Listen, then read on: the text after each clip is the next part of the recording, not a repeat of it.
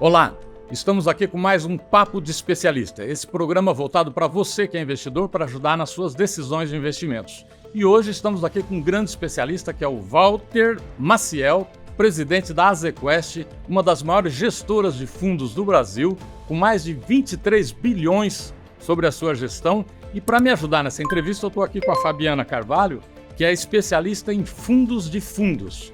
Então eu gostaria de começar perguntando por Walter Maciel o seguinte: Maciel, muitos dos investidores que estão nos assistindo têm uma certa dificuldade. Onde que eu invisto agora? Bolsa, dólar, guerra, duas guerras ao mesmo tempo. Você com 23 bilhões, o que você faz num momento como esse, que você está lá na sua casa e de repente fica sabendo que tem mais uma guerra nesse planeta? Bom, primeiro eu queria agradecer a vocês pelo convite. O Banco Safra é um grande parceiro nosso, um parceiro de longa data, estratégico. Então, para mim, é uma alegria muito grande estar aqui.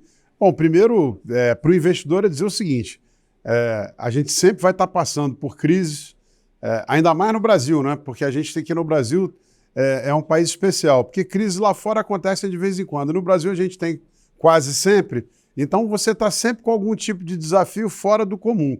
E você tem que manter uma carteira de investimentos diversificada. Esse é o segredo. Se você tem uma carteira de investimentos muito concentrada, ou num ativo só, ou você busca um tipo de retorno que sempre mais retorno é associado a mais risco e não combina com o seu perfil, numa hora dessa você panica e não consegue manter essa carteira estável.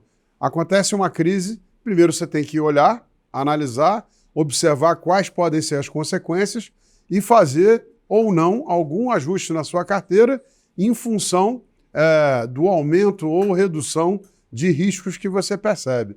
E a segunda coisa, para um gestor, é sempre ter uma qualidade necessária, que é a humildade.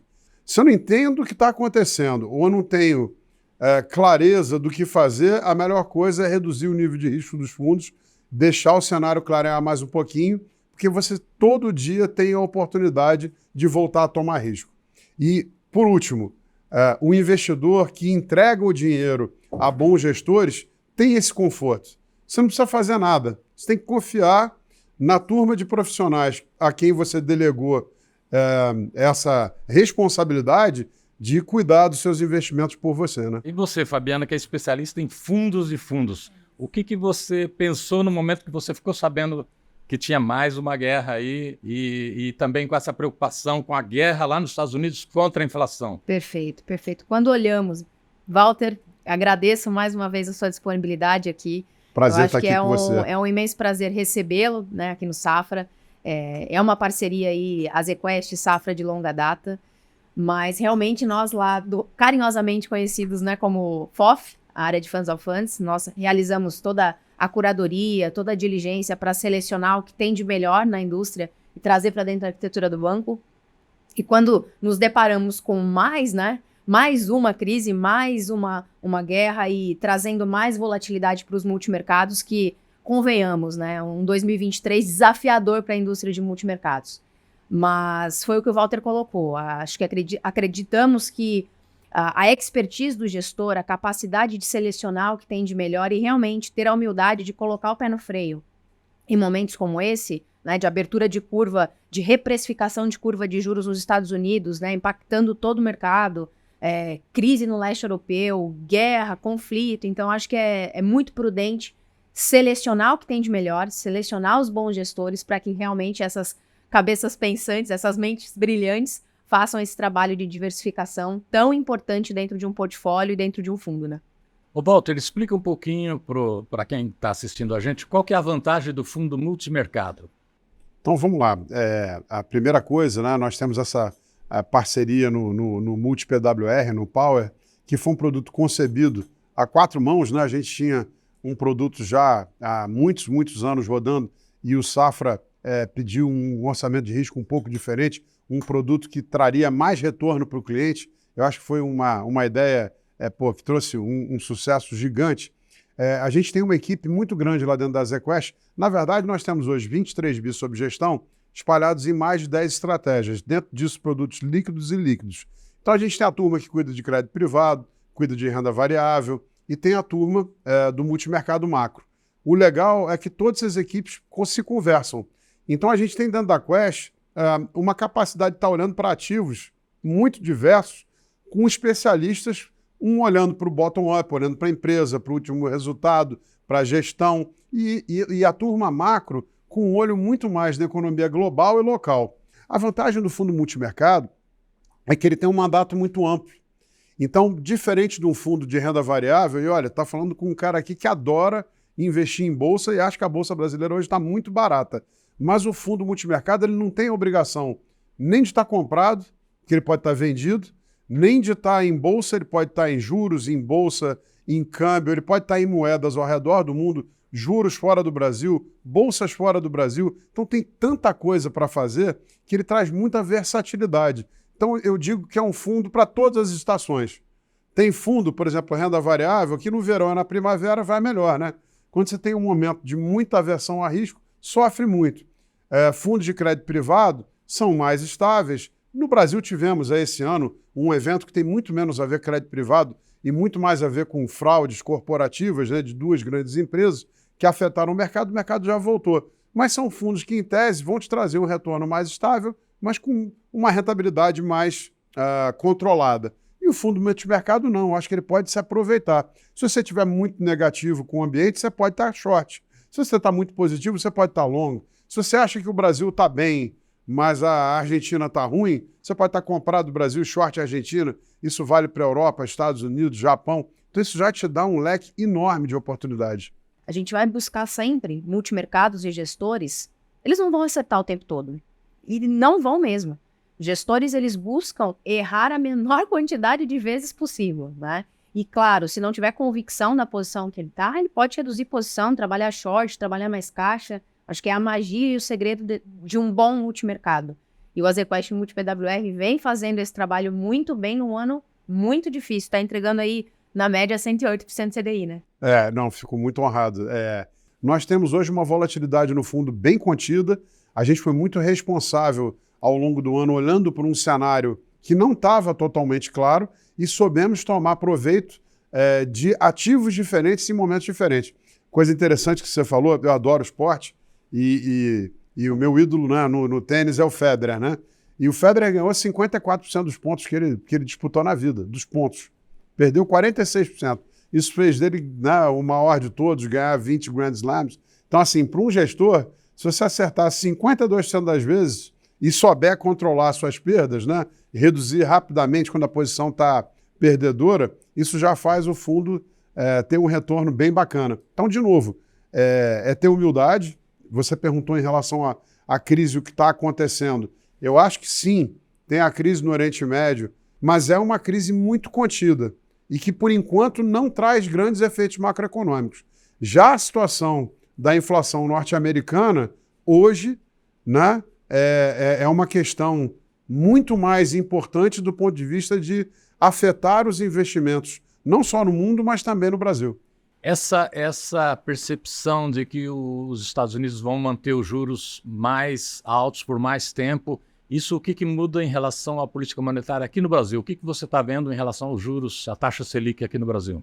O Brasil conseguiu ajudar a população, quase 10% do PIB de ajuda à população, são 18 Bolsas Famílias em menos de 2 anos no governo anterior, e mesmo assim conseguiu reduzir seu déficit. Só que o problema é que a Dilma deixou o Brasil desarrumado.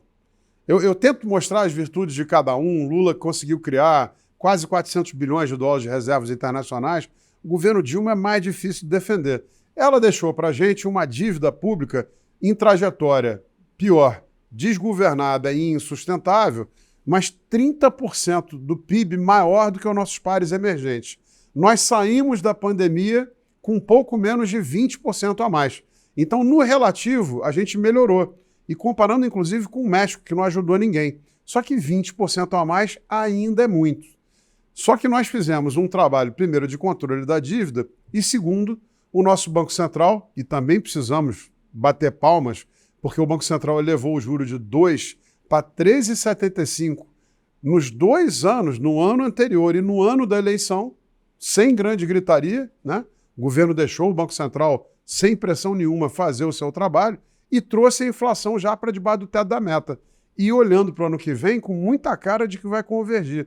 Nos Estados Unidos, nada disso foi feito. O que acontece nos Estados Unidos hoje é que o que você está vendo é que os juros vão ficar mais altos, pelo menos os juros mais altos desde o Paul Volcker no final dos anos 70, só que abaixo de onde deviam estar por mais tempo. E isso faz com que, imagine, os Estados Unidos pagando dólar mais 5, para o dinheiro vir para um mercado emergente qualquer, você tem que ter um juro real bem mais alto do que isso. Eu, olhando para o Brasil, pensava o seguinte, a inflação ano que vem está com cara de 3, 3,5. O juro real brasileiro médio dos últimos 20 anos é 3,5. Você bota mais 1% de gordura, 4,5, 4,5 mais 3,5 dá 8. O juro, para mim, 2 meses atrás, 3 meses atrás, teria muita chance de estar ali acabando em 8, 8,5 e tranquilo. Hoje eu já não acredito mais nisso. Porque se o juro americano tiver ano que vem em 5 e nós tivermos com 8, 8,5, é 3,5% de prêmio em relação ao juro americano. Isso deixaria o Brasil numa situação muito frágil. Então eu acho que o nosso Banco Central vai continuar trazendo juros para baixo, já trouxe 100 pontos base, tem tudo para trazer mais uns 275. Estou chutando, estou levando o juro para 10, talvez um pouquinho menos, mas eu acho que aí encontra um chão. Porque a gente tem que ter um excesso de prêmio de risco em relação à economia mais segura do mundo. Mesmo com todo o problema fiscal, eles têm aquela moedinha verde, eles têm a máquina que imprime aquela moeda. E isso é uma vantagem muito grande sobre todo mundo. Então essa é a minha preocupação. E a gente também tem que concluir uma outra coisa. A perspectiva de um pouso suave da economia americana, o que é o pouso suave, gente? É a inflação convergir gradualmente para a meta sem a economia entrar em recessão, continuar crescendo. Talvez não com o mesmo dinamismo, mas crescendo 1,5%, 2% ao ano. Essa probabilidade está muito menor hoje do que era um mês atrás. Por quê? Porque faz 1 mês e meio que os dados de trabalho, os dados de produção industrial, os dados de inflação de serviços nos Estados Unidos são muito preocupantes. Eu começo a achar que no começo do ano que vem você já vai ver uma redução da população que está em casa, um aumento da população economicamente ativa. Quando isso acontece, você começa a ter uma suavização das condições do mercado de trabalho. Porque quando eu não tenho quem contratar, está todo mundo contratado, eu tenho que roubar o teu funcionário. Ela rouba o seu, você rouba o meu, inflação de salários, né? Foi o que aconteceu no governo Dilma no comecinho. Se você tiver um aumento da população economicamente ativa, você pode ver aí, sim, uma queda nos salários, e isso tem um impacto importante numa economia como a americana, que depende principalmente de serviço. No último relatório de investimentos do Banco Safra, antes do início do conflito lá em Israel, o Banco Safra dizia que estava com uma visão de otimismo cauteloso. Hoje, como é que está a situação? Os números, quando eu olho para o mercado de equities, estão extremamente atrativos para entrada, para compra, mas não é uma linha reta, né? Eu tenho volatilidade no meio do caminho. Nós estamos nas mínimas históricas quando eu olho para trás. Então, o otimismo no mercado doméstico, ele existe, né? É um sinal muito claro que essa curva de juros, ela vai fechar. Nós tivemos um movimento de aperto monetário nos últimos 2 anos como historicamente nunca antes visto. A gente aumentou Desde muito. 2002 é não isso. tinha. Então nós aumentamos muito essa taxa de juros e ela vai convergir, ela vai fechar, essa curva de juros vai fechar. E existe um otimismo muito claro por parte, né, dos gestores e do Safra, que a gente consegue capturar bons movimentos aplicando juros, ou seja, se essa curva fecha, eu ganho dinheiro com ela.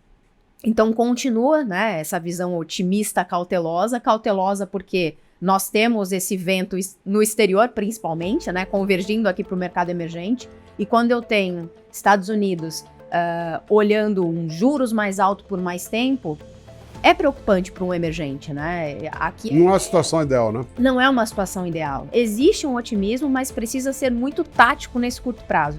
O curto prazo não está fácil, mas o estrutural de médio e longo está atrativo. A conversa está muito boa. Vamos continuar no próximo programa. Combinado. Você que está nos assistindo, acompanhe que o Walter Maciel e a Fabiana Carvalho vão estar aqui. A gente vai continuar essa conversa. É Tem isso aí. muita coisa para falar ainda. E até o próximo Papo de Especialista.